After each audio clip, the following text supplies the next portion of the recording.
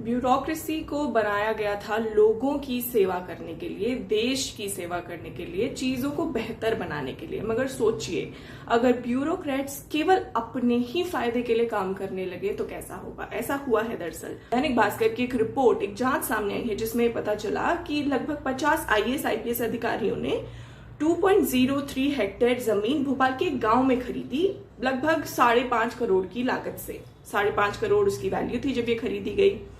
ये 2022 की बात है। जैसे ही 2023 आता है, ये पता चलता है कि उसी जमीन के बिल्कुल पास से एक बाईपास निकलने वाला है और अगले साल तक उस जमीन की कीमत जो 5.5 करोड़ में खरीदी गई थी, उसकी कीमत हो जाती है 55 से 65 करोड़। अब आप कहेंगे इसमें गलत क्या है? गलत कुछ भी नहीं, बट सवाल उठ रहे हैं कि उन लोगों के पास, उन ब्यूरोक्रेट्स के पास ये इन्फॉर्मेशन थी जिसकी वजह से उन्होंने ये जमीन 2022 में खरीदी और 2024 तक वो कितने गुना बढ़ गई। इसको इनसाइडर ट्रेडिंग का नाम भी दिया जा रहा है।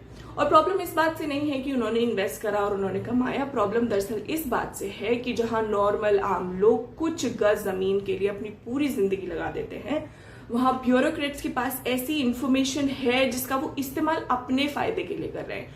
तो ये पूरा जो वाकया है, ये फिर से एक बार सवाल उठा रहा है कि आखिर कैसे ब्यूरोक्रेसी इज एक्चुअली करप्ट और लोगों की भलाई के अलावा, लोगों की जनहित की भलाई के अलावा वो सब कुछ कर रहे हैं। वो कर रहे हैं चीजें अपने फायदे के लिए। And this is being called a big scam. Let's see where it goes.